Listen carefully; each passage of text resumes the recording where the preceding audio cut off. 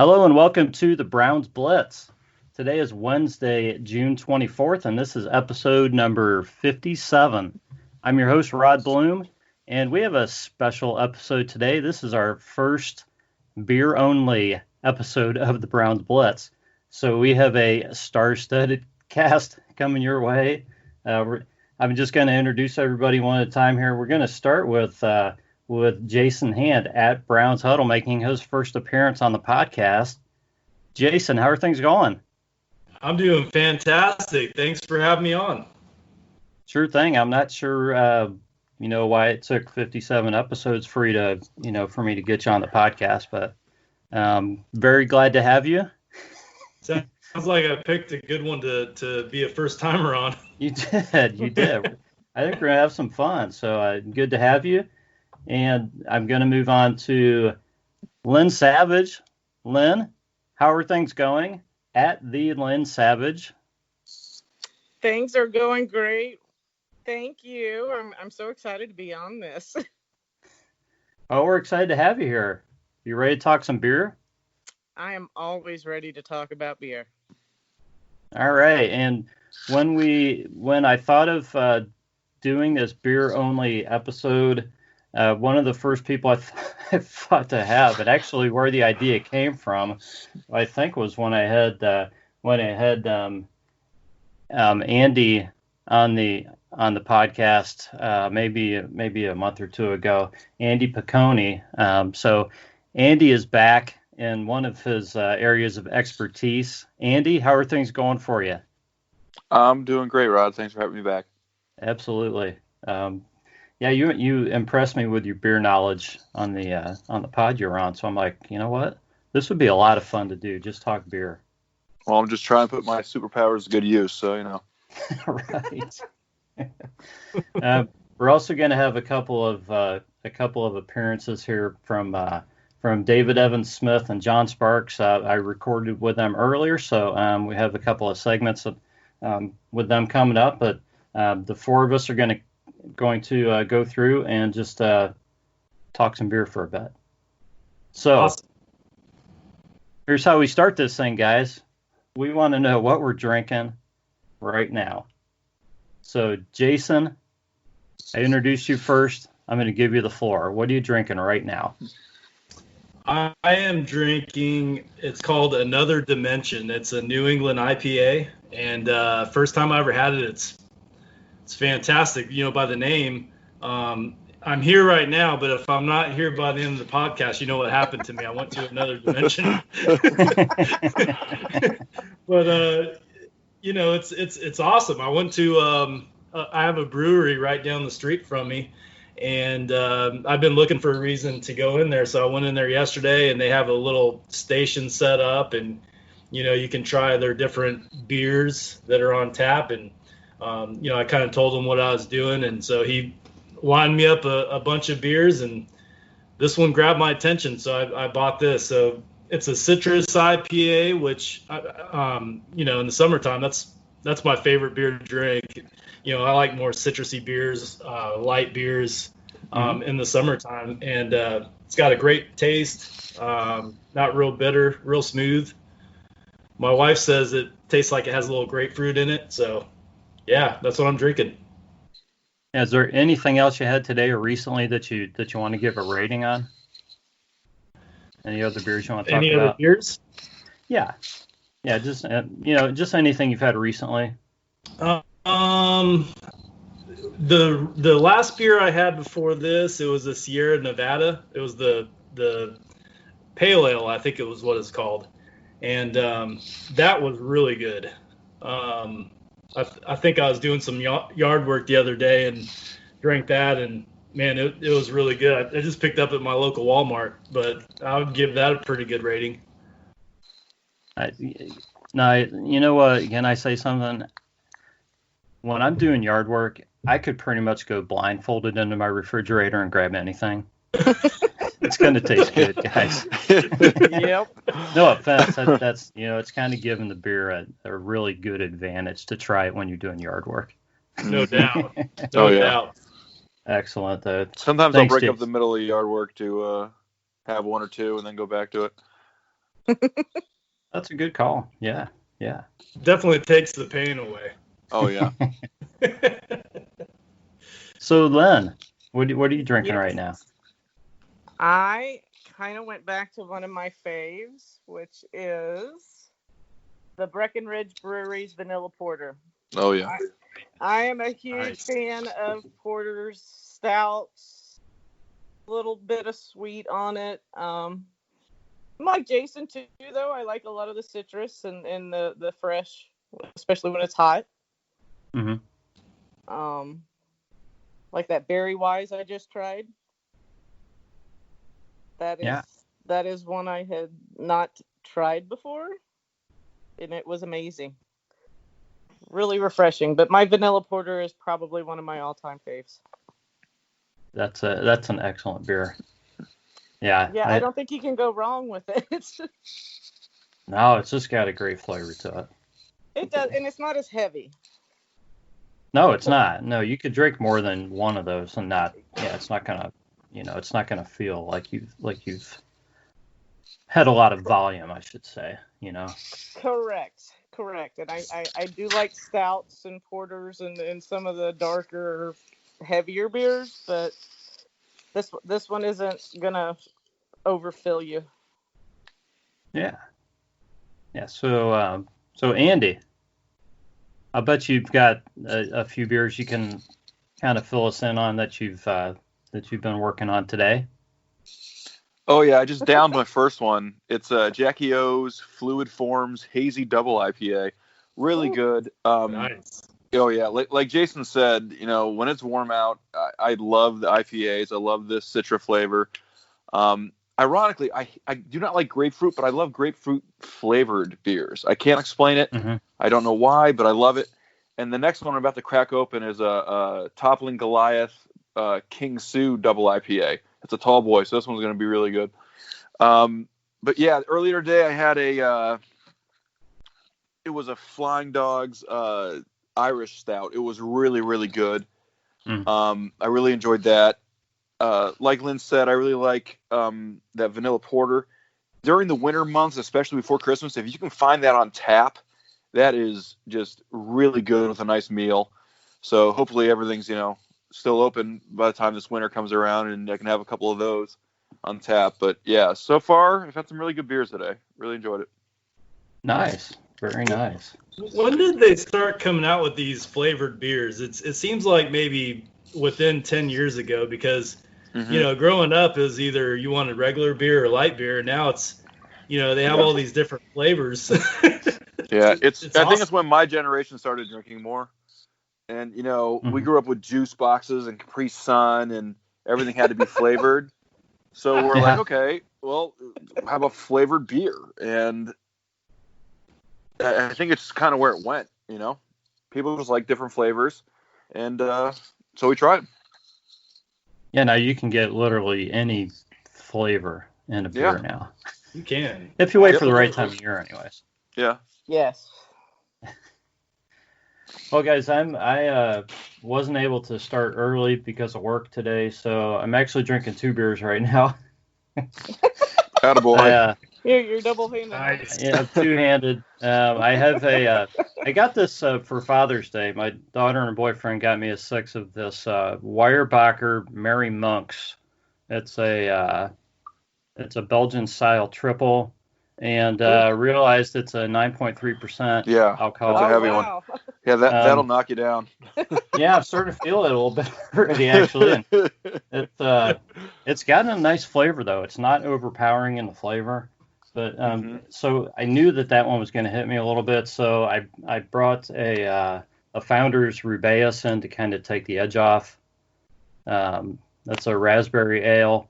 And if you guys haven't tried this, I know, Andy, you're probably against the fruity beer, but man, this is a Founder's, and this is, it's almost like drinking juice to me, but it's got a really nice flavor to it.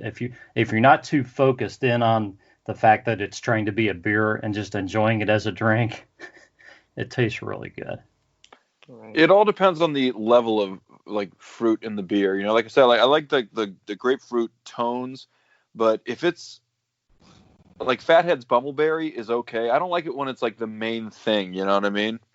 Mm-hmm. It's a little. It's kind of weird the way I like beer. You know.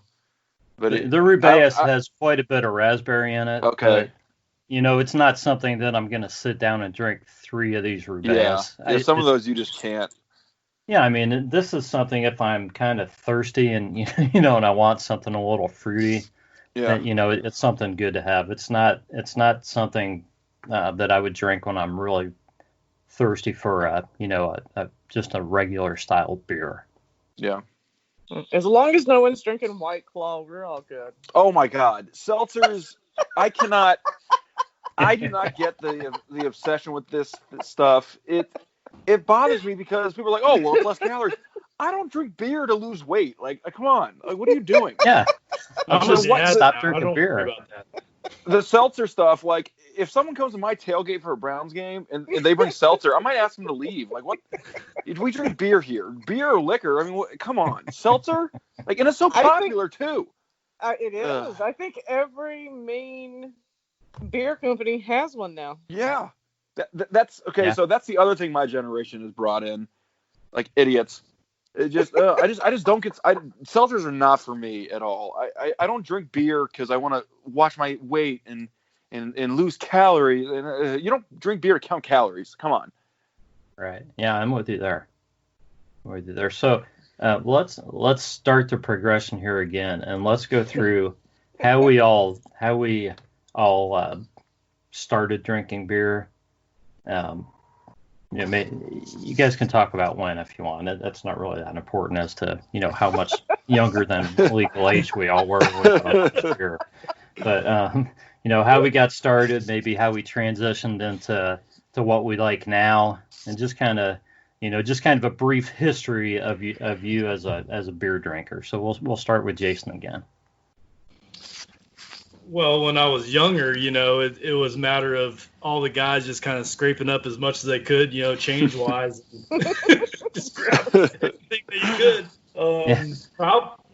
Probably my first beer was Natty Ice. I mean, I think I can beat you on that one. That was probably my first, 19 years old, and you just trying to get your next beer. And then probably moved up to Miller Lite after that because that's what my dad drank, when I was a kid.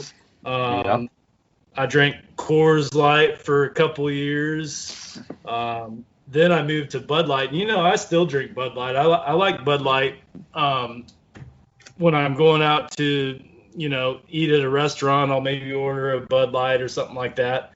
But I got introduced to IPAs. That's when the taste for beer kind of widened, and that was just from one of my neighbors. I went over just talking to him, and he's a home brewer, and we just started drinking some IPAs. I'd never had one before, and so now that's what I drink still today. So yeah. There we are. But yeah, starting out, you don't have that much money, so you just get what you can afford. You buy it for quantity at that point. Exactly. Yes. So, Lynn, you said you can beat that? I ever had was Budweiser.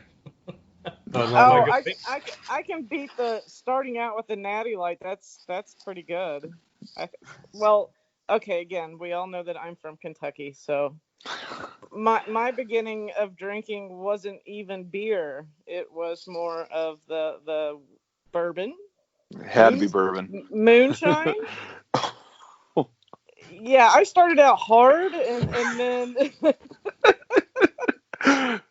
I actually saw somebody post something the other day about Mad Dog, and I was like, oh, wow, that brings back some memories, but I did not necessarily know beer or drink beer, but then when you get, like 17, 18, we would all go out to strip mines, go four-wheeling, and take the Jeeps out and run up and down the hills and the strip mines, and everybody bought beer. And I didn't like it because I wasn't used to it. Mm-hmm. So I had a friend of mine. You remember those little tiny ponies? Do you guys remember those? Like My Little Pony? No, not like Pony my kegs. Little pony cakes. No, not Oh. pony cake. The little tiny like Coors pony, like the little tiny bottles of beer. Oh yeah, like the little halfers. Yeah, like super cute little tiny met- beers. The metal cans. Yeah. Or glass bottles. I'm just telling my age too, aren't I? It's okay. But he said, "This is if you don't know about beer and you don't like beer, just start drinking these because they'll go down so fast you won't even know it." And that's pretty much how I started. But it was Pabst Blue Ribbon, PBR. Does anybody even touch that stuff now? Some colleges do.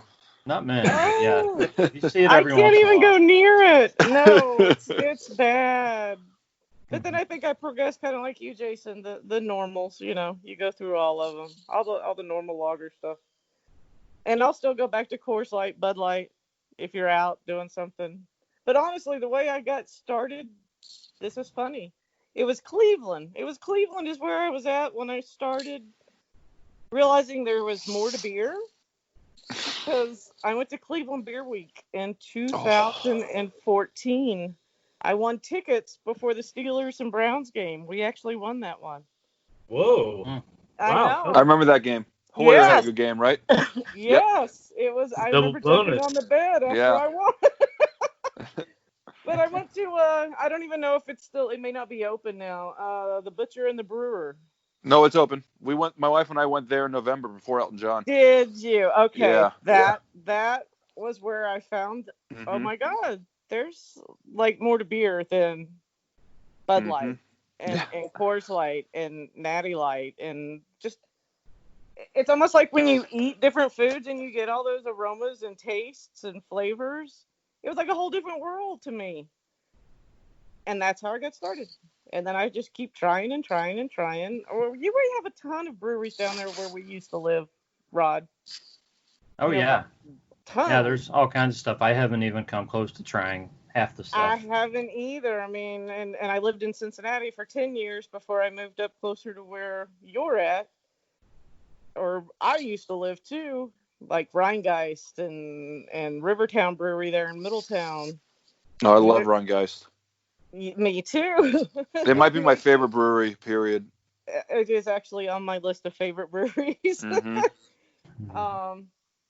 But yeah, it was actually Cleveland that introduced me to the whole new world of craft beers and different beers. And I have to say, guys, I'm not a super IPA.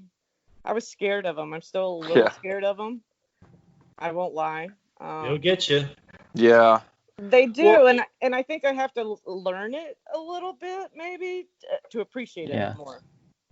I still haven't totally warmed up to IPAs yet, Lynn, so I'm kind of there with you. I drink them, on occasion, but it's still not my my favorite thing just yet. So you never know. Check back in a few years with me. Well, yes, I'm still working my way through.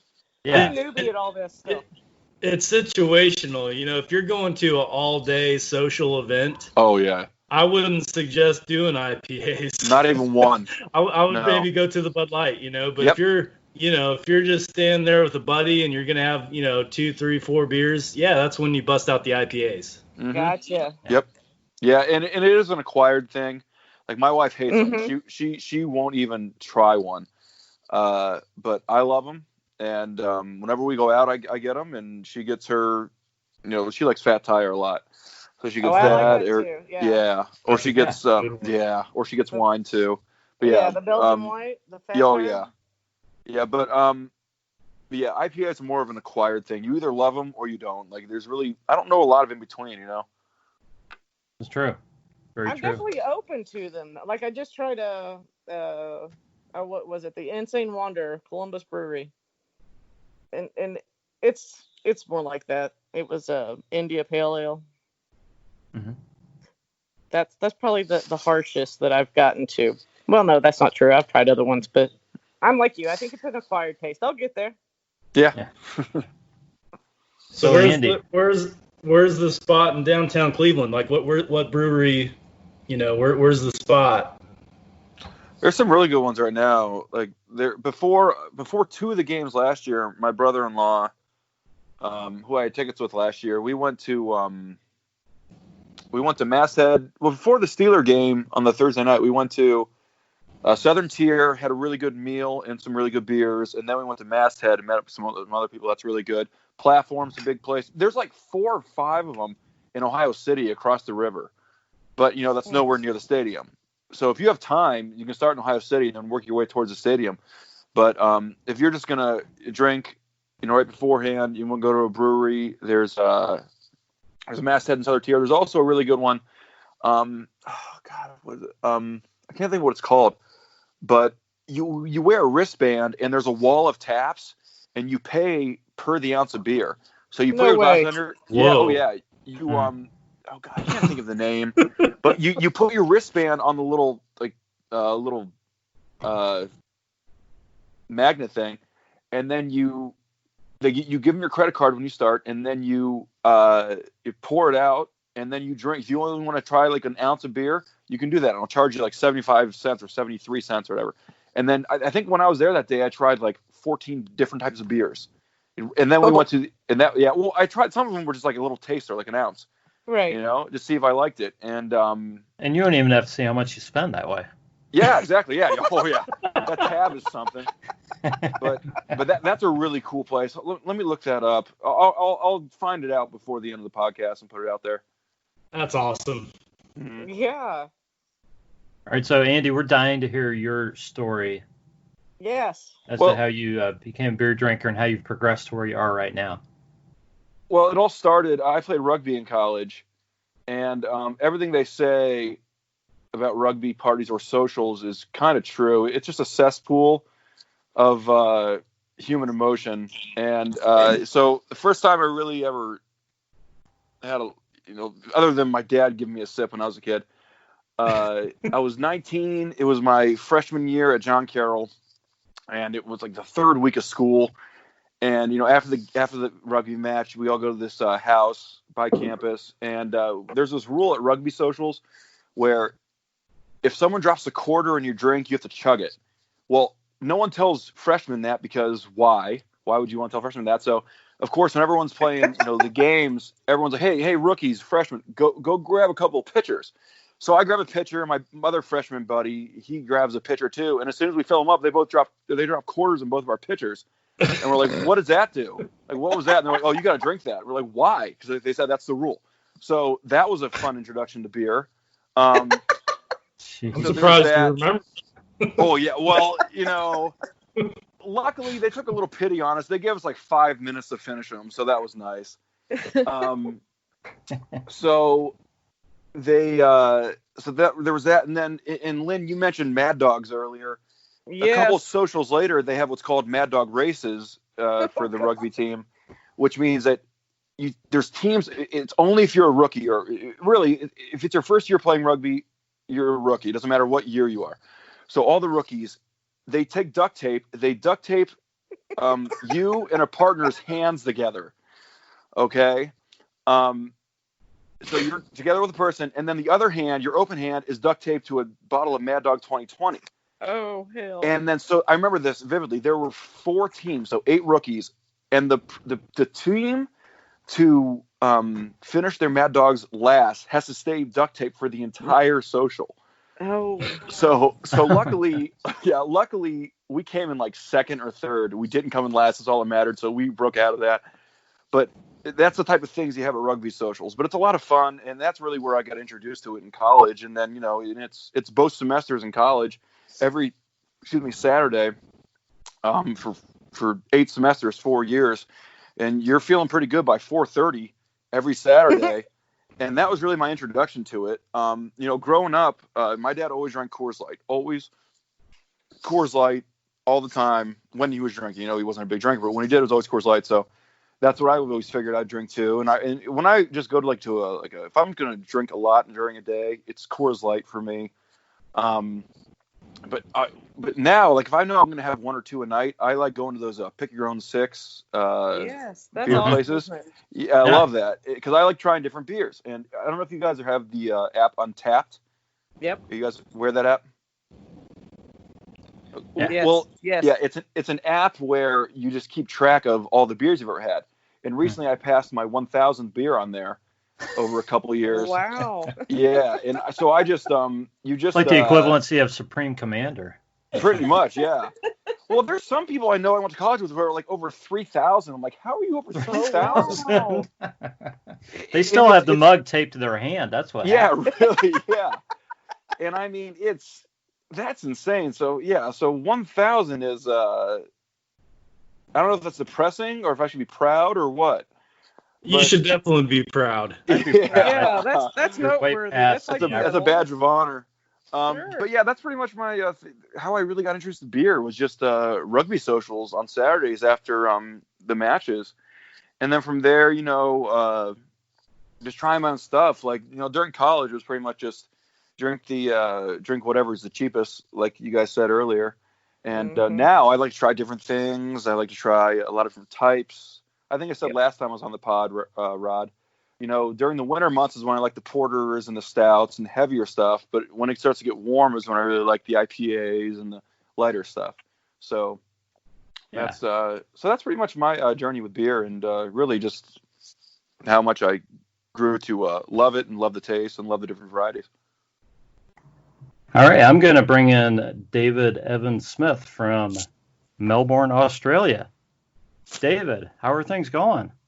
Rod, really good, mate. Thanks for having me. And g'day, as I said to you a little bit earlier, g'day from the future. 14 hours into the future on a on a Tuesday morning.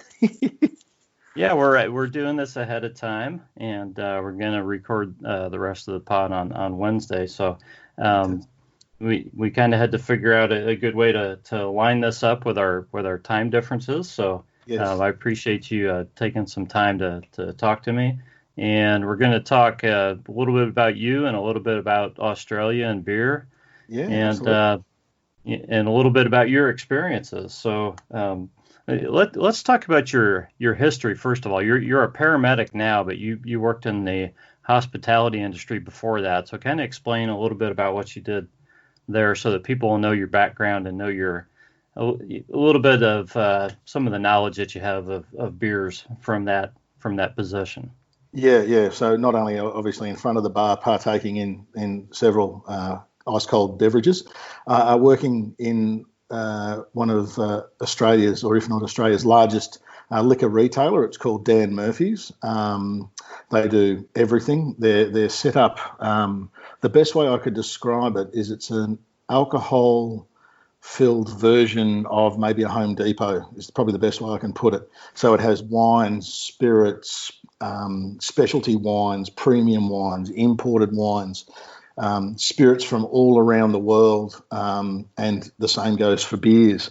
I worked for them for nearly a decade as fluctuating between the store manager, so running the entire operation,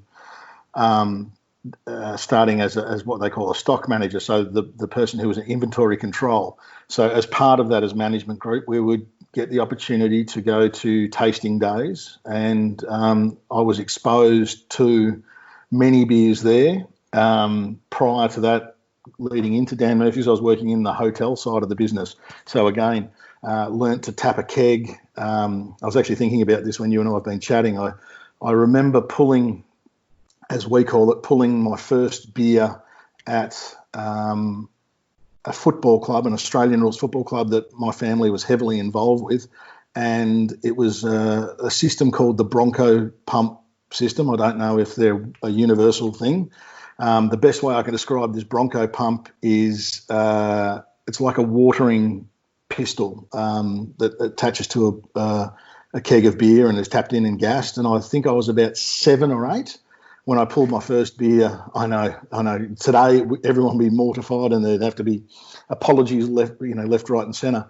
But I didn't drink it. I did was merely being taught to pour it by my late grandfather, because he was the chief barman at this football club. So my love of being in hospitality and pubs sort of started there, I guess. And luckily I've been exposed to, goodness gracious, I think I said to you about 40 different countries I've had beers from, and I've had probably just about every beer that has been around in Australia from the different breweries, because much like you guys in the US, we have different states have their own beer, and getting them in Melbourne has been great, and it's been a good experience, to partake in many different varieties. Well, excellent. So you poured your first beer at 7 or 8. How old were you? Or we don't really have to go into your age. What was the first beer you actually drank? The first beer I actually drank was now obviously Australia. To many US listeners to this podcast, they'll be automatically thinking Foster's. Now, Foster's was a beer of the 70s and 80s. However, the premium beer, and we always sort of joke about it even to this day, it's still considered the Christmas beer or the celebratory beer. It's called the Crown Lager. Now, it was actually introduced in about 1956, I think it was, or maybe even slightly earlier. Not only for the Olympics here in Melbourne, but also a royal visit. It may have even been earlier than that. Like I said, it may have even been for her, the Queen's coronation. It essentially is the premium version of Foster's Lager. So that would have been my first beer at a family Christmas many, many years ago, Rod, many, many years ago. So, yeah, Crown Lager. It's still a bit of an iconic special beer. However, as I was saying to you, there's so many now boutique and microbreweries. They've really taken centre stage. Yeah, kind of pretty much how it is all around the world. So you said you've had beers from, 40 or so different countries. Yes. Just give me an answer as to, in general, where you think some of the best beers come from. If you're just thinking good beers, what countries are you thinking of? The Belgian Trappist beers from the Trappist monks, and a lot of the Bavarian beers from Germany. They make amazing beers. I mean, they've got the German purity laws to start with, so they're as strict can be. They'd be my two go-to special favourite beers. There's so many different varieties, of course, but they're aromatic. You've got the bitter version. And one of the world's oldest brewery. Now I'm going to probably completely mess this up, but it's I believe it's Weinstefan or Weinstepan. It's been Weihenstephan is how I've heard it pronounced. Yeah, but I'll bow to a better man than I to know how to pronounce it. I saw it in a video. I had no idea how to say it before that, and I don't even know if that's right. But I'll let you continue. We'll go with that because it's as close as you and I are going to get without speaking German fluently. Yeah. They've been brewing beer continuously since something like 1067 or 1047 or something crazy like that. I only know this because that's one of my favorite beers. The year is 1040. 1040. There you go. Because the name is so complex, I've actually gone to calling that beer the 1040. Yes. Because it says 1040 on the bottle. It certainly does, yeah. It's a story, so we just call it the 1040. The 1040. Yeah, so it's an excellent beer. Brilliant beer. And with the from the Dunkel to the Hefeweizen, the Crystalweizen, their lager, just the different flavours and aromatics that are in it are just amazing. As I said, things like De Waal and Leffe from Belgium are amazing. And I think this is where a lot of the breweries, both here in Australia and in the US, because we're exposed to many, as I said, medium to large size, breweries that are doing these aromatics like Sierra Nevada, obviously, and then there's a few others that have come into Australia over the last decade, and they're obviously trying to get that aromatic profile. So yeah, it's pretty crazy, and we're getting it as well here in our breweries. So how do the beers of Australia compare to the beers of the U.S., for example, that most people are familiar with. If you're, and I know a lot of people are familiar with the Foster's, but yeah, that's not even a remotely even like that. That beer, as Foster's as it stands, is pretty much only available come Australia Day weekend, and it's only from a select few. It's not really sold here in Australia at all. The number 1 and 2 beers are both Melbourne beers, and they're Victoria Bitter, which is obviously my home state's beer, and that sponsors a lot of the sport around, a lot of the professional sport around Australia, so it gets mega exposure from that. And Carlton Draft, again, another CUB beer. So going back to Foster's, it was actually started in Australia by American brothers. Okay. So they were out here, I think it must have been around about the gold rush. I've done reading obviously in the past, and I did a quick browse, but I've since forgotten it. Probably after last night's study session, which I posted on Twitter. And it was started, so one of them, they were the Foster's brothers, and they started Foster's Lager, and that ended up becoming Carlton and United Breweries, which has then gone on and they've pulled in under their banner Melbourne Bitter, Carlton Draft, Abbotsford Lager, which are also Abbotsford's just a suburb within literally a rock's throw from the brewery, and ended up being extended along the Yarra River. So they were using the river as before it got heavily polluted. As its water source, and so it's growing from there. Carlton Draft and Victoria Bitter are our two. They're both lager style beers, but they're our two most popular and probably highest sold volume beer. Compare that to, we don't get Bud Light, we just get normal Budweiser in the red stubby or the red bottle, and Miller MGD, Miller Genuine Draft, are probably, I guess, the two big commercial. They're a completely different flavour profile. Those two, Miller and Bud, seem to be a very light, very almost gentle, whereas Vic Bitter is, or VB as we call it, is actually a bitter. While it's a lager style beer, it is a bitter. It has got that bitter tartness, and the best way I can describe it is that similar bitter flavour you would get from a tonic water when you're having a gin and tonic. That sort of that nice tart bitterness, and on a which we get quite often, a 40-degree summer's afternoon, having an ice cold VB, while maybe poo-pooed by the more adventurous boutique beer drinkers, it's still, to me, at the core, is just a good old-fashioned beer that you can enjoy with a steak, even just a ham and cheese sandwich, for goodness sake. Yeah, so aside from a little bit of bitterness, there's really not a big difference between those beers in Australia and what you would drink in the U.S. I mean, because there are so many varieties in the U.S. Yes. Okay. Gotcha. Yeah.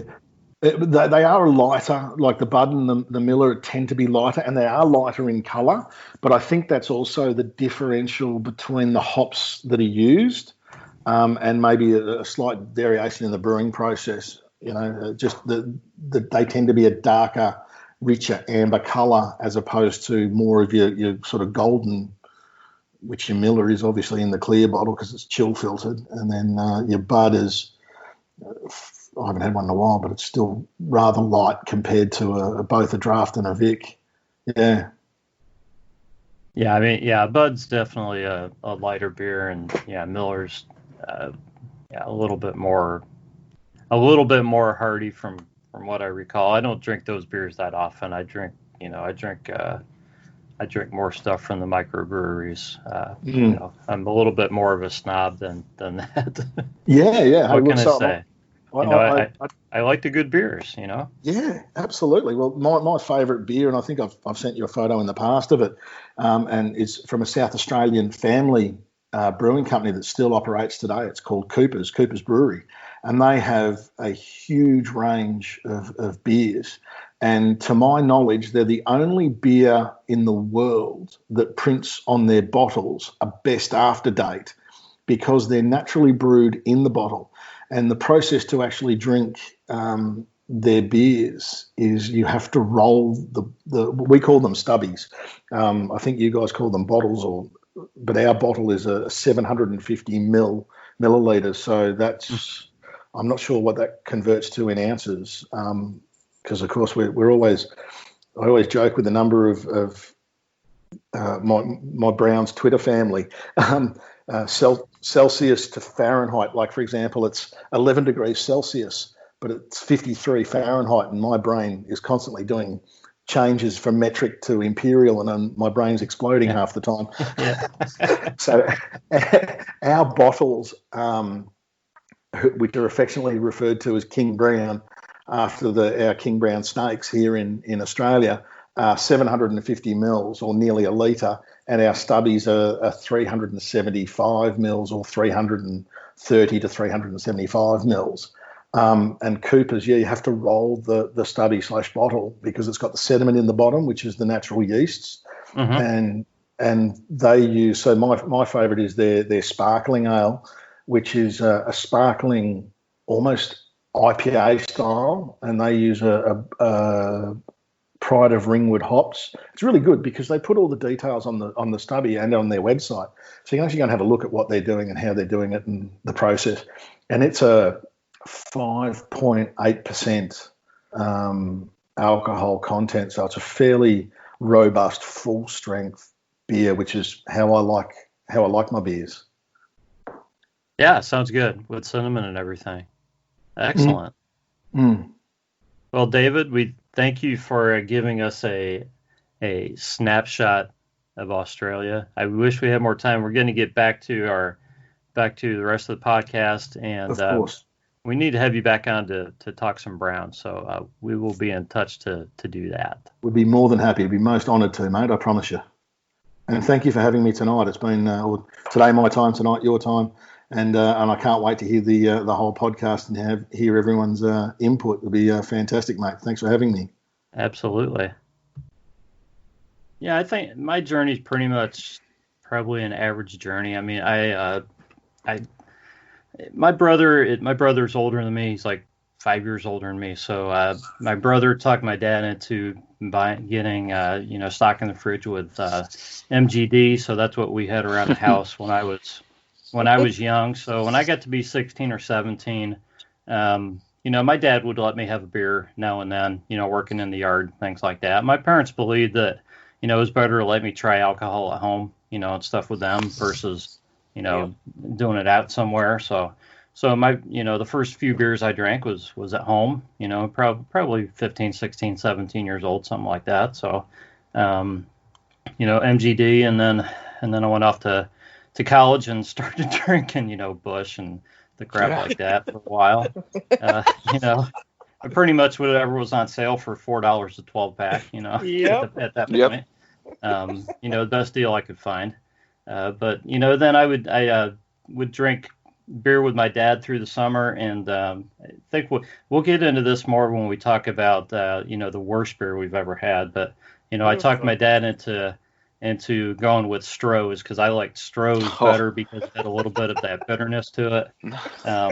Better than the beer that he liked at that point, which I'll mention a little bit later. I think I don't think I really started getting into craft beers until a friend I met through church, like Killian's, probably 20 years or so ago, introduced me to Killian's, and I liked it. So then I started trying other beers at that point. And that's kind of got me to where I am right now. Plus doing podcasts talking about beers has got me to try a lot of beers. So. Oh, yeah. You've got a lot of beer in that fridge. I've seen it. I do have a lot. Yeah, that is a nice fridge. Isn't it, though? Yeah. I need to drink more beer. It's really pretty well packed right now. Well, no time like the present. Yeah, that's right. I was gonna say I gotta come back to that area on Tuesday. If you need help, you just tell me. Yeah. I showed my wife a picture of your refrigerator and tried to talk her into letting me get one. It's gonna happen. It's happening. In the garage. Yeah, for sure. Oh yeah, you deserve one, Jason. The thing is that Absolutely. refrigerator is so old that I'm probably paying a fortune for the electricity for that refrigerator because it just. I think that refrigerator's. It's from the first house I ever bought back a long time ago, and I've moved it twice. And I'm like, well, it just keeps working, so I'll keep using it. But yeah, it's probably so old that I'm probably paying a fortune every month for the electricity for that thing. Worth it. Oh yeah, it's worth it, definitely. The house I just sold, literally, I had a double kegerator and a beer garden in my basement. Oh. My bar. You guys, it was bad. I had two little Cleveland beer taps for my kegerators. Awesome. In the fridge? Huh? No. It was a standalone, like you see in a restaurant, double kegerator, and the beer garden was attached to it. Oh my goodness. Wow. Yeah, I hated leaving that more than I did the house. It couldn't come with though. So let's talk about some of our favorite breweries, okay? Instead of just going around, why don't you guys just kind of throw out some of your favorite breweries, and we'll just kind of bounce this around a little bit. I think Jason and I both agree with Rheingeist. Oh yeah, Rheingeist is amazing. Absolutely. And they discontinued. So my first Rheingeist I ever tried was called Rheingeist Cougar. Not a word, guys. That's good. No, it's good. But I think they don't make that one anymore, do they? I know they make the so. Cheetah. I don't think they The make the Cougar Cheetah, anymore. yes. But yeah. I had a 6-pack of that a couple years ago, I remember. But everything I've ever had of Rheingeist has been really good, and I really want to make the trek down to Cincinnati sometime to go to the brewery and just basically try everything they've got over like a day or two. Pace yourself. Oh yeah. Well, luckily they have those floor flight samplers. Yes. Yes. So yeah, that'd be great. Mm-hmm. I love Fatheads. They have one here in Canton. I love the Fathead beers. They have really good food there too, which I really like. Also, I figured out it's the Whistling Keg in Cleveland is where you can wear your wristband and you just pay for per the ounce that you want to drink. So Whistling Keg. Did you hear that? That was my paper. Yeah, that's downtown. It's right. It's kind of really close to the Winking Lizard. Okay. The main Winking Lizard, not the one that's a little closer to the stadium, but it's closer to Progressive Field. So. Well, Rod, I think we have a meeting point, buddy. Yeah. Yeah, that'd be pretty cool. Yeah, we might forget to go to the game, but yeah. Well, depending on how they play, you may not want to go. Oh no. We'll see about that. Yeah. Well, we're playing. No, they're going to be good this year. I think we're okay. I think so. Yeah. Week 3. Yeah, go week 3. So you mentioned Jackie O's earlier. Have you had many beers from Jackie O's? Yeah, I've had a few. I've tried a lot of their IPAs. Like the Mystic Mama is really good. I know I've tried other of their beers too. Because I have this place near me where every beer they have is a pick your own 6-pack. You can just pick it right out of the 6-pack holder, and they've got over 1,000 beers to try. And every week is a new. Wow. Like they have like at least 10 new beers that come in every week, so I get those all the time. So I've tried a lot. They always have at least 4 or 5 different Jackie O's in there at a time. They're really good. I've had a few Jackie O's. I think they're a good brewery. And my sister-in-law lives in Athens. I think Jackie O's is either in Athens or real close there. So is it? She's a proponent of Jackie O's. Tells me about them, and I think has probably bought me some beer from Jackie O's before. So I think they're a good brewery. Have any of you guys been involved with like a beer club where they send you the flavor of the month or anything like that? No, but I actually just talked to my daughter about this. I could that's probably what you should do, Mom. Do you do that? Yeah, your daughter just got a job for. Yeah. Yes, Beerhead. I am so excited. Is she gonna get you a discount or something, or like a membership card or something? I do. Listen, I am so on it. This place hasn't even opened yet here, and it's less than I could walk there. No joke. And I already signed up for my rewards. I said I want a bar stool with my name on it, man. But Yes, I do get her discount, and they're actually doing a friends and family opening before their grand opening in a couple weeks. So That's cool. Nice. I'll be there. That's cool. I've thought about doing those mail away things, but like I said, I have that store that's 2 miles from my house that I can just go in every week and get at least 10 new beers that I didn't have Right. before. Yeah, You you're know, not so- paying shipping and all And that not stuff. paying because that's where those beer things are. That's where they get you, is on that shipping. You know, Shipping, because yeah. it might be pounds and pounds of stuff, and so I just go to that place near me, and it's great. I think think that's the what's- most cost-effective way we've seen or heard tonight is your wristband idea. Yeah, we got to Yeah. definitely try that. Yeah, Oh, we whistle and think. keg, man. Yeah, I Absolutely. mean, we're not That's sure exactly genius. what it costs, but it sounds like the easiest way. Yep. Well, that's what I I mean, like about this new place. Like, you got so many beers you can choose from. I mean, you're gonna get to try so many different things. That's what I like. So, Mhm. the craziest beer you guys have ever tried, or Oh, craziest name, craziest beer, maybe you didn't like it, but anything that comes to mind. I got a big one. I mean, it stands out in my head. Okay. So have you been to Rivertown down there by where you are in Middletown? Rivertown Brewery? I have not. No. Okay, so it's pretty cool. They've got some really good beers, lots of good stuff. They give you the little flights, for you to try, like 4 to 6 or whatever, which is fun. But they have one called High. You guys know where I'm going with this, right? Mm-hmm. Oh my God, it smells like skunk. It was the most disgusting thing I've ever had. Oh, it was bad. And it tells you right on it. It's made with like hemp and dank, and if you can even swallow it, I would pay for it. It's disgusting. But you Worst had thing to try ever. it. Well, yeah. How many times are you gonna drink pot beer? Oh, It was my horrible. I would not recommend any brand of it anywhere. It was disgusting. Well, Sweet. Yes. go ahead. Go No, ahead. I was gonna say Sweetwater makes a Mhm. beer called 420. Yeah. And it's got an aftertaste that you're like, huh, okay, Yeah. I get it. Well, Does it they're smell? well they make 2 different types. The Sweetwater 420 IPA is one of the best IPAs I've ever had. It's called Wow. 420 because that's the main highway that runs through Atlanta, where the Sweetwater brewery is. Yeah. Then Oh. there's the 420 strain, which Oh. you can it like one time I was at a bar with some teachers after work, and I had it at the bar, and someone was like, "So what smells like weed?" I said, "That's my beer."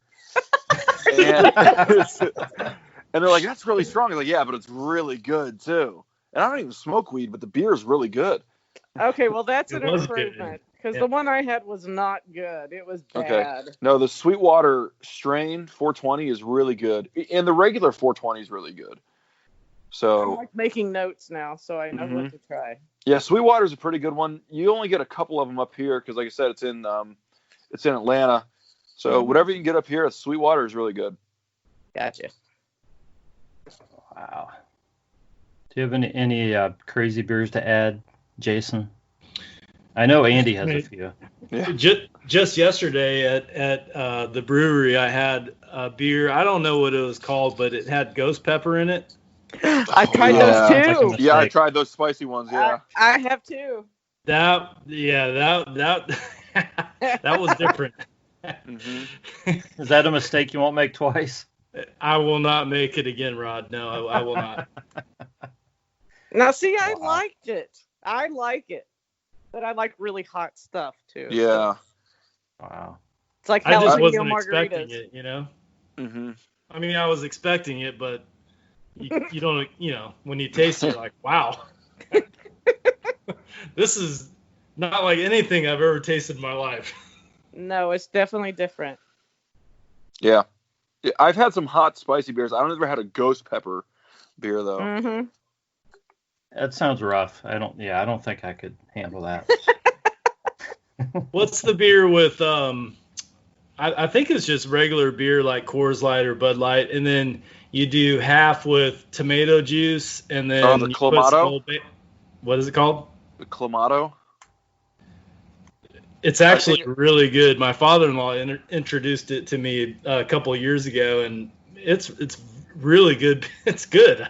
Some people turn their nose at it, but I kind of liked it. I spent a couple of years after college as a bartender at just a local sports bar, and I think it was Bud Light, and I think it was called Clamato, and it was tomato juice and beer, and that's what they called it. So I think some that's hot sauce in there, or some Texas Pete, I think it was, and Old Bay. Yeah. I've watched a few Browns games drinking that. Had a pretty tough Saturday night and rolled it into Sunday. Yep. Very nice. The best detox is retox. I think we've all been there. Yeah, it's been a while, but yeah. Yeah. So I've tried some crazy beers, but nothing I'm that proud of. So let's talk about just our three or just however many you guys want to name, just your favorite beers of all time. Oof. Whether you want to say 1, 2, or 3, however many you want to say, and we'll just kind of go around the room here. Who's starting? Come on, Jason. Jason's starting. Probably my top beer, Tropicana. Yeah, that's a good one. I think that's O'Connor. I think it is. That's a good citrus beer, IPA. That's usually my go-to during the summer months. And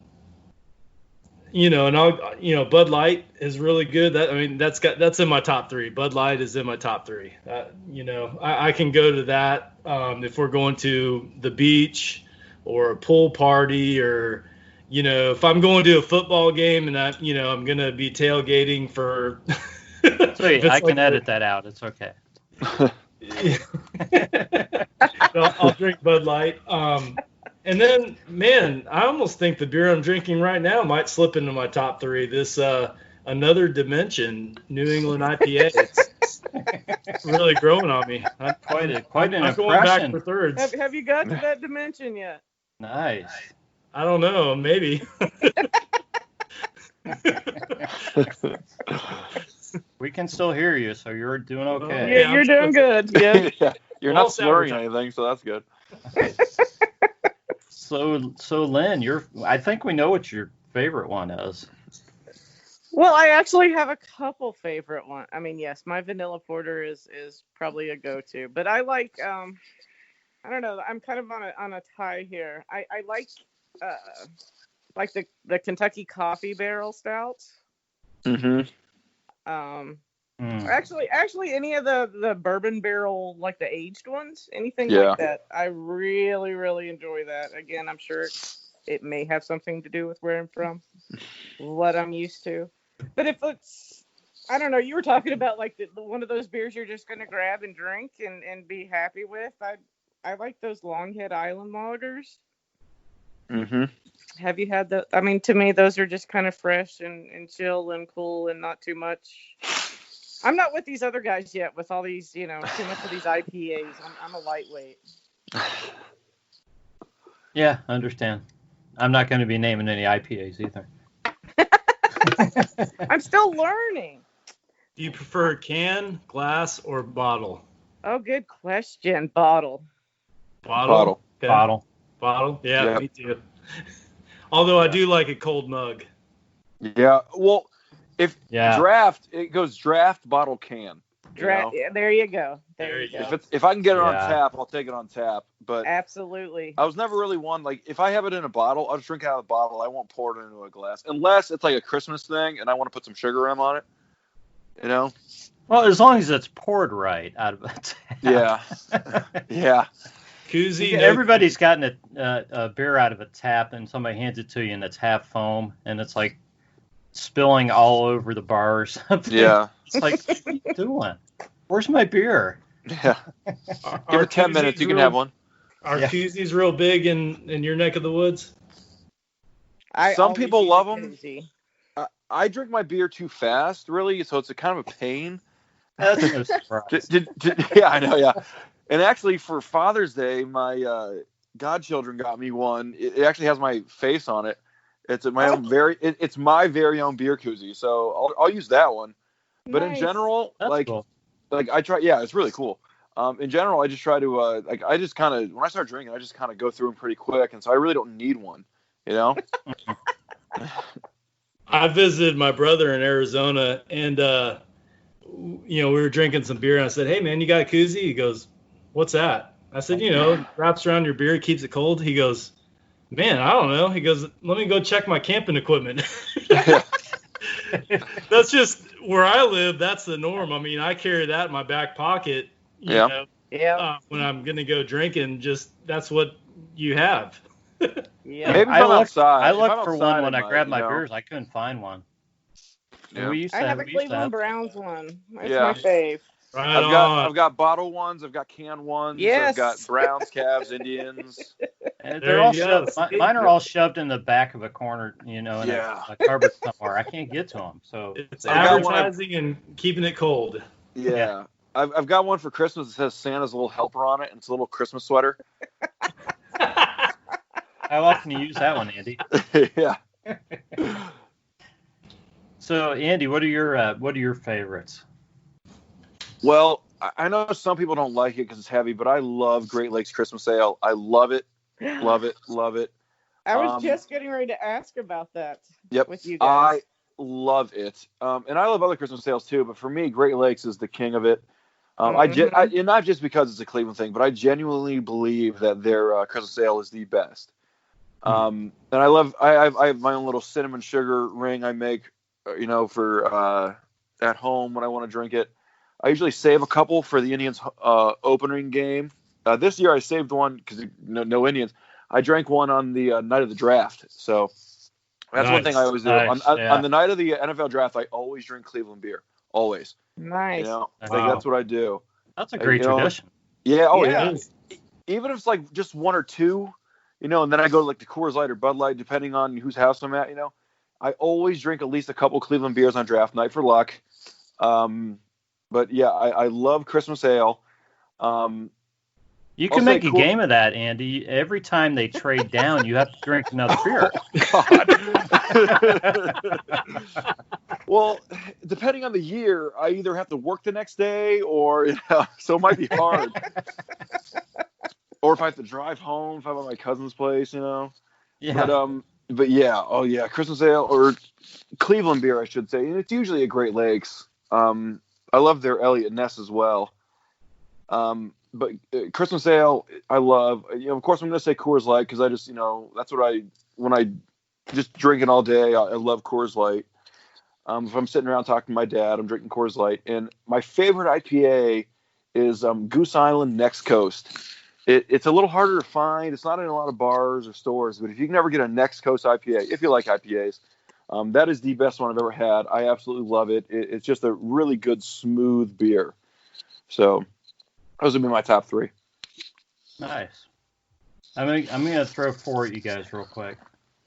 In no particular order. First one would be a Weihenstephan Hefeweizen, and second would be a Chimay Red. A third would be a Kentucky Vanilla Barrel, and then a Duclaw Sweet Baby Jesus. Oh, Sweet Baby! Is that the peanut butter? That's a peanut butter porter. Yeah, that's really good. There's just four off the top of my head. I mean, it's so hard to just pull out your favorite beer. Yeah, I totally forgot about that Duclaw. That thing is. That's really good. I mean, the Vanilla Barrel is so good too, but it's kind of bordering on is this really a beer or not because it's sweet. You can with only the have vanilla one. flavor to True. it. Yeah. Like, You can oh my only gosh, have this one, tastes so good. But and yeah. then you're done. That, and same with the Christmas ale. You know, if I go out to a bar and I have a Christmas ale draft, that is it. You know, Right. Yeah. Yeah. Those will sneak up on you fast. I'm glad that you know so much about all the Cleveland beers, because I see so many of them, but I don't know that much about all of them. Yeah, there's some really, really good breweries up there. Yeah. But like I said, a lot of them are, it depends on what you're doing. If you're just having a leisurely day in Cleveland, definitely go into Ohio City where there's a bunch. I really like some of the breweries down there. But if it's before a game and you're sticking in downtown, you still have about 2 or 3 really good ones you can go to. Sure. Well, they sell so many of the Great Lakes here in Columbus. Yeah. And I haven't gotten out and about enough to try too much local. But I see so many Great Lakes brewing beers that I want to try, and I guess I'll just try. Yeah, I like Great Lakes. I've tried most. Well, I don't know most. They have a lot of beers. They do have a lot of beers. They do, yeah. I've tried quite a few of them. Let me say. Yeah. They just came out with a new hazy IPA this summer, which is really good. Nice. And yeah, they have just all kinds of beers I don't want to try. Yeah, definitely. They've got some other ones out. Don't they have something citrusy out, like in a can or something? One of my friends sent me a picture of it or something. They just came out with a Hefeweizen. It's a lemon Hefeweizen. That's the one. Yeah, one of my friends said, "Have you tried this yet? You need to try this." And I'm like, "I haven't seen that yet." Yep. Yeah. Yeah, I had one, because I got it at that Pick Your Own Six place. My wife really liked it, so I let her finish it. But yeah, it was really good. That's like a good summer beer. But have any of you guys been to Germany? What's that? Have any of you guys been to Germany? No. I need to go though. I would love to go there. I think that would be amazing. Yeah. Years ago, they always say, American beer is like water, but I don't know. I think we've caught up. Oh, I think so. Yeah. Yep. Oh, I think this 9.3% is probably probably close. Yes. I'm gonna bring in my friend John Sparks, who's gonna talk about some German beers. John, how are things going for you? They're going well. How are you? Just great. Enjoying talking about beers today, and you're gonna kind of explain why you love German beers. Got a little bit of a story to this, I believe. Yeah, and it's interesting that it coincides with Father's Day was yesterday, and it really goes back to my dad, and we had a bit of German in us, so he introduced me to German beer. Yeah, when he retired, we would have an authentic German beer every Friday.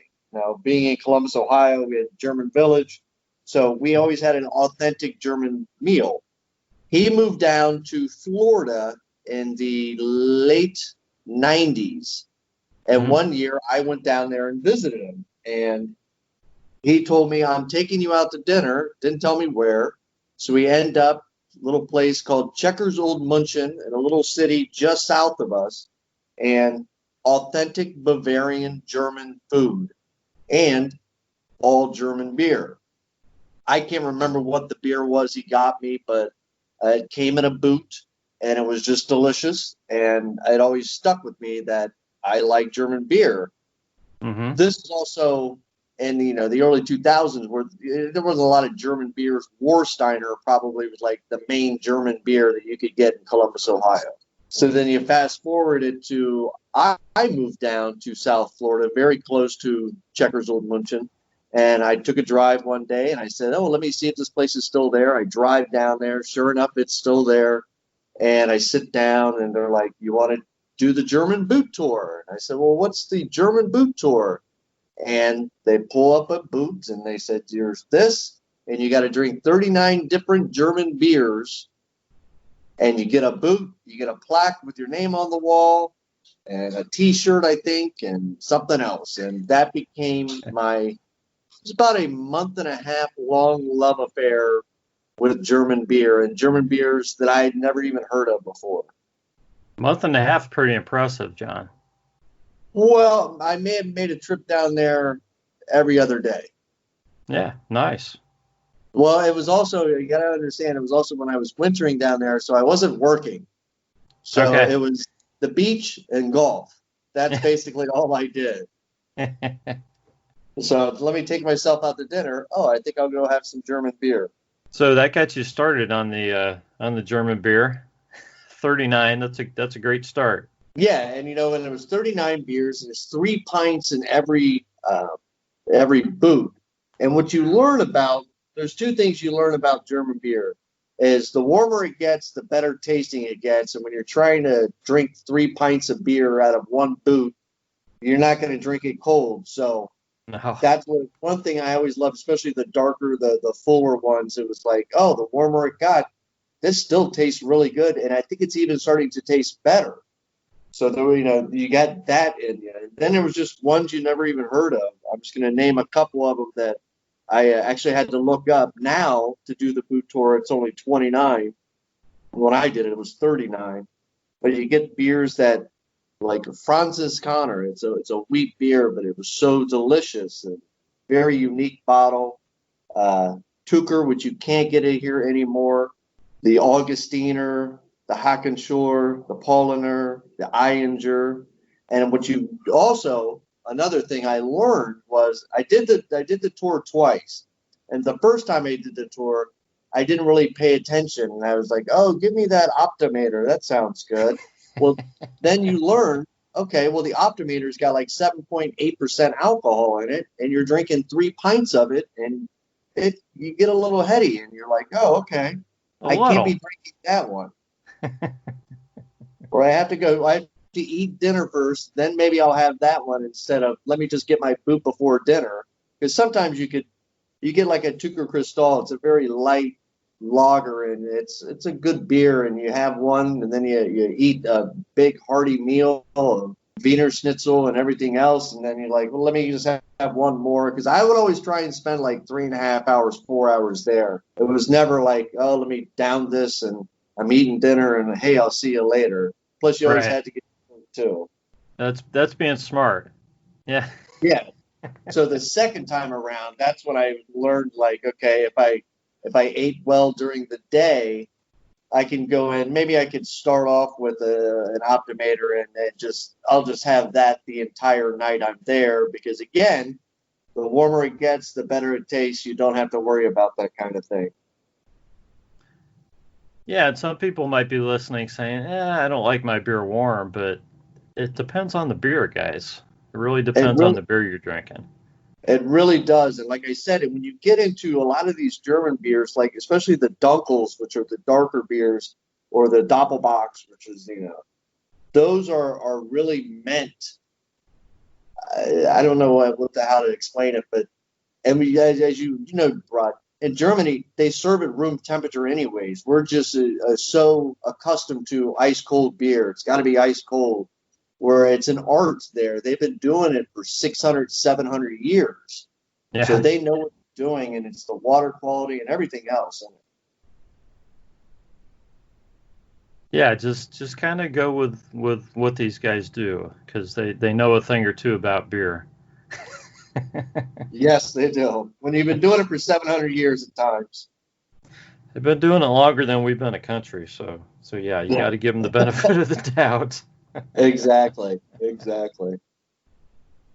So John, what are your go-to beers right now? If you're just going out to grab something, are you looking for just anything German, or is there something specific that you drink regularly? Just when you're at home. It depends. A few years back, I did find it's a nice Founders All Day IPA. Mm-hmm. Comes in a little green can. That comes in 15 packs, which is weird. I've found that some beers taste better in cans than they do in the bottle. I don't know if you've run across that. That's unusual. I think, yeah. I mean, I've always thought the beer tasted better in the bottle, but more breweries are going back to the cans now, and I think it's because of the expense and recycling and everything like that. But I think it's something we're going to have to live with it. And if that's the case, if they taste better in a can, that's excellent. Because Yeah, that's probably how it's going to be. Yeah, and I don't know why, but for some reason, like I said, when I found the All Day IPA, it's got a little bit of a grapefruit taste to it, which is, not overpowering. It's not like a lot of these beers where they throw the fruit in there, but you could just taste a little bit of the grapefruit in it, but it's a very smooth beer. But then I had it, and I was like, they didn't have the can, so I ended up getting a 6-pack of bottles, and I thought, how does it taste better in cans than it does bottles? It really confused me. Yeah, that's hard to figure out, but it probably just has to do with the way they brew it, and who knows? Maybe it's what they maybe it's how the can's lined or made. I think it is. I think there's something to do with the can lining. Now, when I go get the German beer, like I'm really happy if I can get a Warsteiner Dunkel. I think that's just an absolutely delicious beer, and I'll get that. And there's always the I'm gonna butcher this name, which I always do. The Wienstopper. Yeah. You cannot go wrong. There's 3 different styles that it's at my local. It's a growler place, and 3 different styles. Every one of them is absolutely delicious. So if I see that, I can just grab that. I'm happy as can be with that. But I'm also same with the Warsteiner Dunkel. If I can get a Warsteiner Dunkel, a case of Warsteiner Dunkel, that's going to last me, for a week or 2, and it's just yummy. Yeah. Yeah. Yeah. Definitely great stuff. So, the Weihenstephan is it's definitely one of my favorites. Something I almost always have on hand. So it's a go-to for me. It's something's good with a meal or just just on a warm day. Or on a warm day. And there's plenty of those coming up. That's pretty much all we're getting right now. Yeah. So John, you've gone from Florida to Ohio recently here. So have you had a chance to try any of the Ohio brews that you didn't have down in Florida yet? I have not, but I will tell you, I've noticed this. I'll say I was nice to see before I left. Every once in a while, you would see a 6-pack or a 12-pack of the Great Lakes in the store. Mm-hmm. And I noticed coming back, I saw 4 different kinds of Great Lakes Brewing Company in the store, which makes me happy because I love that place when I would go up to Cleveland. It's good. But I will say, in Columbus, since I was gone, and I was gone really for 8 full years, 12, 4 winters, and then 8 full years, there are a lot of homegrown breweries right now in Columbus, Ohio. Yes, there are. There's a lot of stuff for you to check out. It is, and there's a place that's really close to me. It's called Sabor Growl, and they have, I want to say it looks like they have 8 or 9 kegs of local brewed beer that you can just go in, you get a growler, you can drink it right there. I have not had a chance to taste those. I've not had a chance to get into those, but it does make me excited to see just the amount of little small breweries right here in Columbus, Ohio. Yeah, I mean, it's kind of amazing. It's really, there's so many choices out there. It's almost overwhelming when you just walk into like a beer store or something like that, how many beers there are. But if you know what you like, you can definitely, go to either a beer store, to buy stuff or just go to a bar or something and try just all kinds of different beers now. So that is really cool for a beer drinker. It is. I think that the very first beer I ever had was, I was underage, but it was a Old Milwaukee. And for some reason, I'm 48 years old, but for some reason, Old Milwaukee was such a good tasting beer, and it was different than the Bud Lights or the Budweisers. And I don't even know if they make Old Milwaukee anymore. I was going to ask you. I don't know if they do. When I was in college, you guys lived on the other side of the hall from me. That's all they drank was Old Milwaukee. Did you have any? I think I had a little bit of Old Milwaukee. I mean, I drank other stuff. I drank some Busch and some other things like that. I mean, when I was in college, when I came home in the summers, my dad and I would drink. I talked my dad into drinking Stroh's.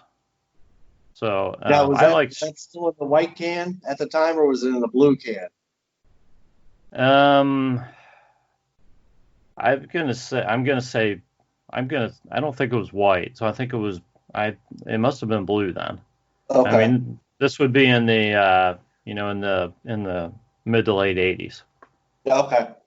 So yeah, I mean the Stroh's had just a little touch of bitterness to it, but I thought it was an upgrade over other stuff that my dad drank, because my dad said that at that point he didn't really care what kind of beer we had, and I said, oh, even at that point I had a taste for, a beer that had a little bit better flavor. Something different, yeah. See, yeah. I didn't really. I don't know what the word would be, but when I started tasting other beers, you can have this. But let me try this. Let me try a Moosehead beer. What's the Moosehead beer taste like? My palate for alcohol has really changed. Yeah, that's funny. I remember the first time I had a Moosehead, and it tasted really strong the first time I had a Moosehead. Yeah. Yeah. Probably would not taste exactly like that now. I can remember. Do you remember the first time you had a Foster's? This is funny. I don't know that I've ever had a Foster's. Well, you would know because if you're drinking out of an oil can. Yeah. I don't. I know I've never had it out of the oil can. I don't know if anybody's ever, or if I've ever had some in a glass or anything like that. I don't think I have. Because I remember the first time I had a Foster's, and then I had a Foster's not that long ago, and I was like, this doesn't taste like I remember it tasting. Yeah. They changed some of them up, I think. I really think they do. So we talked about your first. What's your favorite beer of all time, John? And I think we're gonna close up with this. What's my favorite beer of all time? Yeah. Oh. You just walked out of the desert. You get one beer. Then I just had it probably goes back to the say it for me, Rod. I can't say the Vian stuff. Huh? Yeah, if they said, if I had put it this way, if I was walking across the desert and I saw the glint of a bottle and it looked like something was in there, the whole time as I was walking towards it, I would pray to God that that's what was in there. That would help me a lot too. That's a great beer. If it was a Little Kings in there, I'd be really disappointed. Me too. Well, hey John, thanks for sharing your story about German beer with us, and we'll have to same invitation I gave David. We want to get you guys back on sometime when we're actually talking Browns. Sounds good. Thank you so much, Rod. All right, thanks, John. Hey guys, we want to take a moment just to thank our sponsors for the show. First of all, Hooligan T-shirts. Find them at Hooligan T-shirt on Twitter, tshirthooligan.com on the web.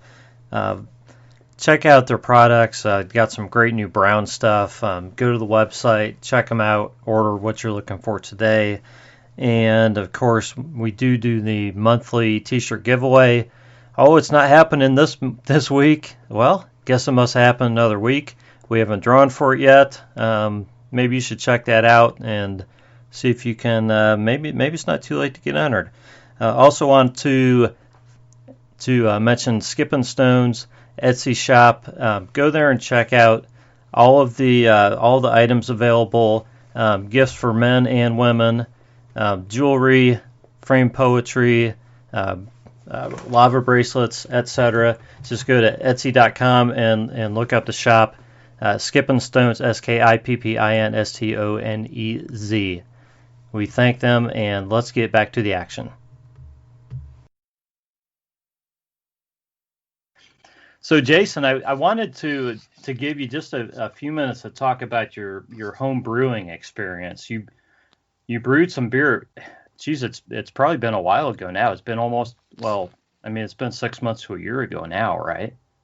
It's been a year ago. A year ago, yeah, right around now is when I started my first brew, and I've only done 2 of them, but I've actually sectioned part of my garage for my home brewing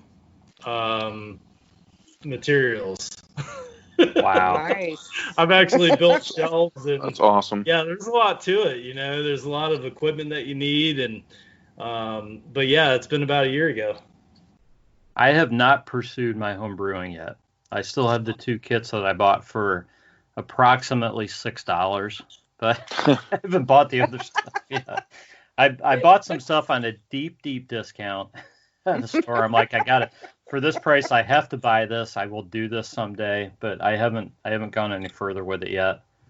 Just haven't found the time yet. So, but I'm definitely going to do it. So what was your experience, Jason? How did the beer come out? I mean, obviously you must have enjoyed it enough that you want to keep doing it, right?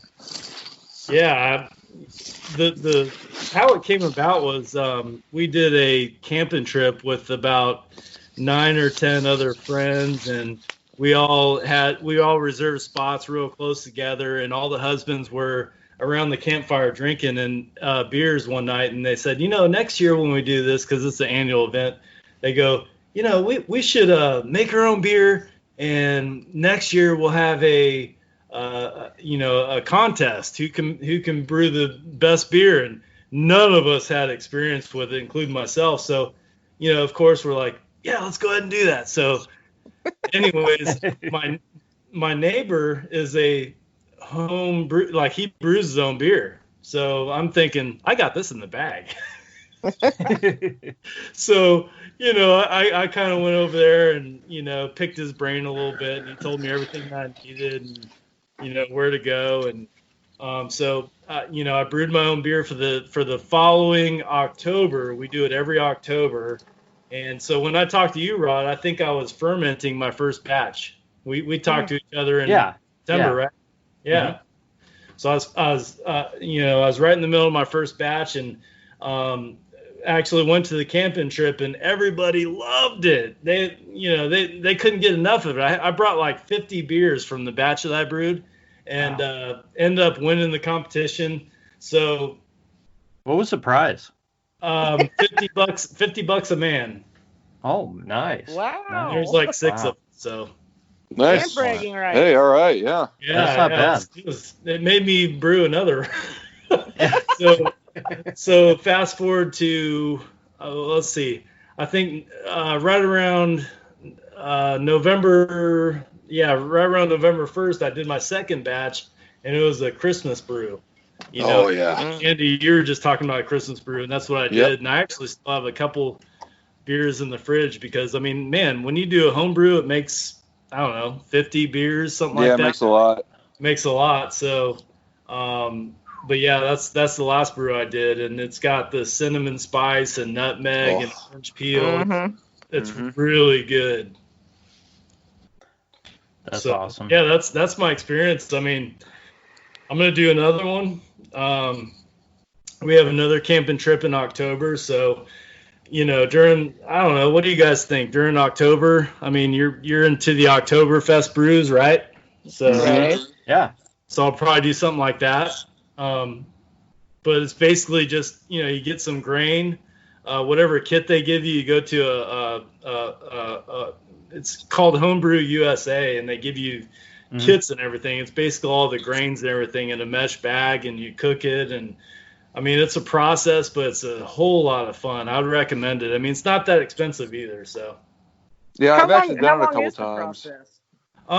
Well, I mean, you cook for, a couple hours from setup to tear down. And I mean, you got to sterilize everything. That's the big thing with home brewing. You don't want any bacteria in there. But, so you're cooking for one day, and then you're pouring it into your fermenting, I think it's called a carboy. And, it's going to ferment for about a month, and then you bottle it. And once you bottle it, it takes another 3 or 4 weeks to carbonate. So, I would say the whole process is probably 6 to 8 weeks. Well, it depends on the type of beer. Yeah. Because I've actually done a couple of myself home brews at home too. My wife got me a kit a few years ago, but for whatever reason, however I was doing it, I don't know if I couldn't keep the temperature steady or what. Didn't turn out that well, except for one. But yeah, it depends on the type of beer. Because for your Christmas one that you made, isn't that like a 6-month wait or like a 5-month wait? No, it was the same amount. It was about 6 to 8 weeks. Yeah. Okay. Huh. Because the ones I looked up online, I was thinking about doing that because, like I said, I love Christmas ale, and it was like a 6-month fermentation period is the ones I saw. So. Do you have one of those belts, those temperature belts that you wrap around the bucket or carboy that keeps it steady? No, you can either wrap it in towels to keep, because the main thing is to keep it in a dark place. So you can wrap towels around it, or the best thing to do is to put it in a closet in your house. Okay. It's got to be at around 70 degrees, to make it carbonate. Mm-hmm. Okay. Interesting. So, there's different kind of brews that you do. I mean, I don't doubt you 1 second. I mean, there's some brews that could take months, but the ones that I've done, and it's only been 2, has been 6 to 8 weeks. Okay, cool. Well, you're making me want to give this a run. I don't know if I'll end up having mine work out like yours or like Andy's, but I guess we'll see what happens. Yeah. I mean, I don't have a neighbor who's going to, give me the same level of advice that you're probably getting. So, I mean, if you keg it, you can be drinking after cooking it. You can start drinking in I don't know, 2 or 3 weeks. My neighbor actually has a keg that's coming right out of his refrigerator in his garage. I'm jealous. I mean, it's awesome. Yeah. It basically nice. It eliminates the 3 weeks to carbonate the bottle, so he doesn't bottle or anything like that. He puts it into a keg and introduces carbonation to it, and that's how he does it, and it's fantastic. Well, it's good to know I can just kind of call you if I have issues or questions too. Well, and if I don't know the answers, I'll get them for you. You got to bribe him with the Christmas ale. There you go. Yeah, definitely. Well, hey guys, this has been a lot of fun. Let's finish it up with a little game of first, worst, and quench your thirst. Easy for me to say. So what I want is your first beer, your worst beer, and the beer that you want to quench your thirst, like you're walking out of a desert. So, Jason, what do you have? All right, so my first beer is, I wrote down Tropicana, but I'm telling you, the beer that I'm drinking now is probably going to take that position. I'm just telling you right now. I mean the first beer you ever drank. Oh, not your favorite. Yeah, the first beer you ever drank. Oh, the first beer. Okay, the first beer I ever drank was Budweiser. Okay. Okay. That's and you liked it.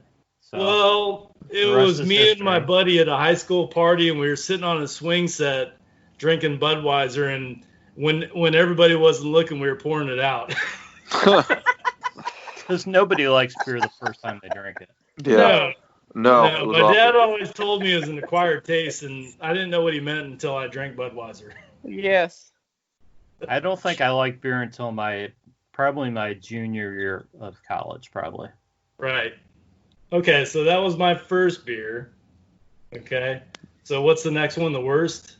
Worst, yeah. The worst. Oh man, I've had a lot. I don't like sour beer. Okay. Yeah. So I know there's a lot of different IPAs, but the ones that make you, like you just bit into a lemon. I don't like that. Mm-hmm. No, it just tastes like sugar. It's just straight sugar, the whole thing. Yeah. So that would probably be my worst. And the one that quenches my thirst is gonna be Bud Light. I'm just gonna go to basics, Bud Light. Yeah, that's gonna be the one that quenches my thirst. All right, Lynn, what do you have for your first beer? Well, my first, very, very first beer would have been that god awful PBR. Pabst Blue Ribbon. All right. Yeah, I think they should have stopped making that. That's horrible. And I've, honest to God, tried it since, and I still think it's the worst beer. It's not good beer. It's horrible. No. I just envision somebody in their basement throwing shit together and then throwing it in a can, going here. I remember going to somebody's dorm room in college that had Pabst in their refrigerator, and it's the first time I had a Pabst, and I'm thinking, oh my God, why do people drink this stuff? Yeah, they should pay you to drink it. Because it's cheap. I'm like, let me go somewhere else. I need to get out of here. I can tell you why. Either you're old and retired, and your retirement income isn't where you thought it'd be. Yep. Or you're in college and you don't have a lot of money, but you still like beer, so that's what you get. Yep. There's a reason why Dime Draft at all the places use PBR. There is a reason. 10-cent drafts? Oh my gosh.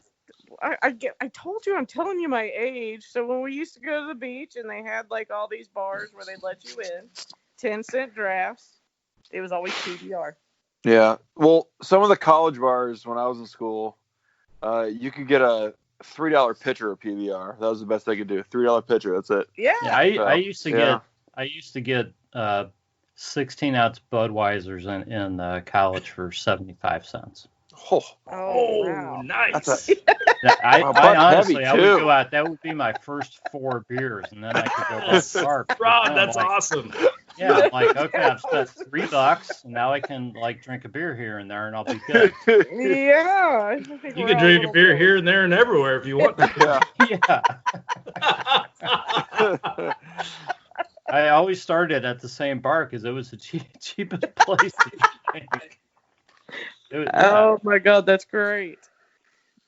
So that was your first. Do you want to call that your worst too? Well, no, because I will bump the worst right back to that high. I will never in my life. Oh yeah. No, I'd actually probably drink PBR over that high. Yeah. And that's saying something. So quench your thirst.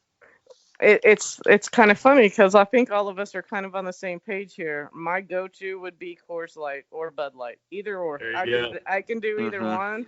If I need to drink like hardcore and show everybody how much I can handle, that's the ones I'm going to. If I have a point to prove, I'm drinking Coors Light or Bud Light. A point to prove. Well, I'm a girl. Come on, guys. I'm right there with you. Exactly. Right. I know Andy is not right there with you. So, Andy, what was your very first beer? He might be. Yeah, well, we'll see.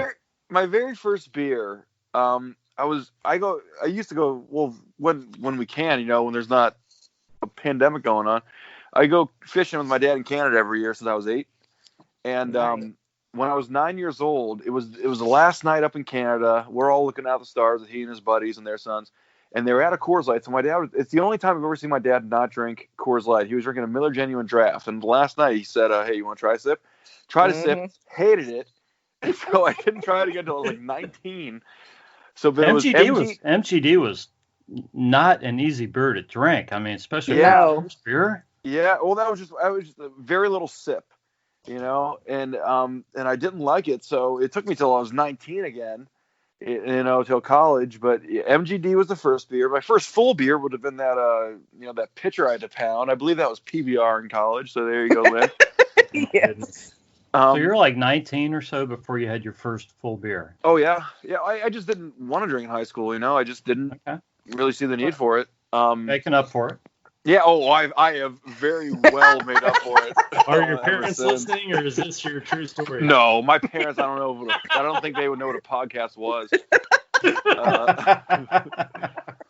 So yeah, that was my first beer. The worst beer I ever had, it was sophomore year. We had to go down to the University of Kentucky to play a playoff match, and we were in a hotel. We all got down Friday night, and we sent a buddy out to go get a bunch of beer. He brings back 2 cases of this Milwaukee's Special Reserve Ice, and it is as bad as you might think it sounds. And it sounds bad. It tastes horrible. The guy who sold it to him, they had like Natty, which no one likes drinking Natty, but you drink it in college. You drink it, yeah. But you drink it, right? He could have gotten that, but the guy must have had stock in Milwaukee's Special Reserve Ice, because he goes, hey, buy this stuff. Every 4th beer is magical. And that was the selling point with this guy. And my one teammate buys 3 cases of it and brings it back to the hotel for like 20 guys. Most of us, what in the world is this stuff? He walks in and we're all like, what did you get? He goes, this guy said it was really good. Every 4th beer is magical. So, like, no one made it to 4 beers. Like, I drank half of it and said, I can't finish this. And no one in the room, and you got to remember, rugby players are functioning alcoholics. And most of the guys in the room are like, we can't finish this. Later on that night, we're all going to bed. We're all sharing rooms. And I was like, man, that beer was awful. And I turned to the guy next to me who goes, I had like 4 of them. I don't know what you're talking about. He drank like 4 of these things. It was awful. That man now is a PhD in physics, and he builds lasers for the Air Force. All right, wow. So that 4th one was magical. It was magical. It must oh my have been. Gosh, it was right. Yeah, because now he's literally brilliant, but I mean, he got 4 of these things. I don't know how he's still alive, but that was by far the worst beer I have ever tasted in my life, and I couldn't stomach to finish one. I mean, there's nutritional value in beer, so I mean, it makes not sense. In that one. I mean, I'm surprised I can have kids. I'm surprised you can't after rugby. I've been. Oh yeah, well yeah. Oh, you make a lot of really poor decisions in that. Yeah, but they're fun. Oh, it's a ton of fun. It's so much fun. Some of the best memories I had in college were from rugby. I guarantee it. Oh yeah, and my go-to beer after like a long day, if I'm doing yard work, is either a good IPA or honestly Coors Light will do it. Yep. I still love Coors Light. It's an easy fix. Yeah. Plus the mountains are blue. You always know it's cold. Yeah, that's exactly right. It's the only beer that tells you when it's ready to drink. No shit. Oh. Yeah. So for me, I gotta be honest, guys. I don't actually remember. I think my first beer, it may have. It was either the MGD, with my dad, but I think it's possible that it may have been a Little Kings with a friend I went and stayed with, and we kind of tricked a delivery driver into delivering a case of Little Kings to us when there was no adult around. And and I think I drank a couple of Little Kings, and I don't think I felt anything because they're those little 7-ounce bottles. Yeah. I think I drank 2 or 3 Little Kings, and I'm like, I don't feel anything. It was just kind of weird. So, but I think that was actually my first beer. But, the first real beer I drank, I would say, was the MGD with my dad. So the worst beer, and I alluded to this earlier when I was talking about convincing my dad to go to the Stroh's. Mm-hmm. Before that, my dad and Andy, this may be the same crap that you were drinking, okay? Just by a different name. My dad used to buy Milwaukee's Best. Oh, The yeah. Beast. The Beast. Yeah, the Beast. That's what we called it in college. That's what we called it. I couldn't drink that stuff. It was horrible. I'm like, Dad, buy Stroh's. Just anything. He's like, oh, it all tastes the same to me. Just, whatever. So we bought the Stroh's 15-pack, and I was happy. I thought, to me, Stroh's was pretty good at that time. It was definitely a step up from Busch. It was way better than Milwaukee's Best. So I was happy drinking Stroh's. I thought I was drinking good beer. Yeah. So for me, Milwaukee's Best. The Beast. It was awful. It's awful. Oh, yeah. It's still awful. Yeah. If you can hold a match to a beer and it ignites, that's probably your worst beer. Oh my gosh. True. Yeah, I mean, I love my dad, but beer wise, he was pretty much happy drinking anything. He liked German beers, so I liked putting a good German beer in front of him, but he would pretty much drink anything and say they all tasted the same. So wow. So anyways, but quench your thirst.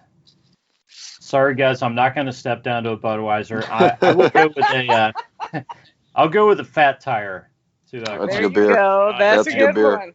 I love Fat Tire. I just I could name a lot of other beers, but Fat Tire or anything else on the lighter side, but Fat Tire is a good beer.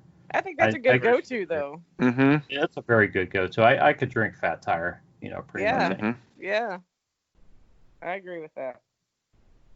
So, yeah, guys, this has been fun. I hope you guys have had a lot of fun talking beers, and hope everybody's finished off their beers. I've got just a tiny bit left of my Rubaeus, so I'm gonna polish off here while I'm editing. Any final words? I would be remiss if I didn't say drink responsibly.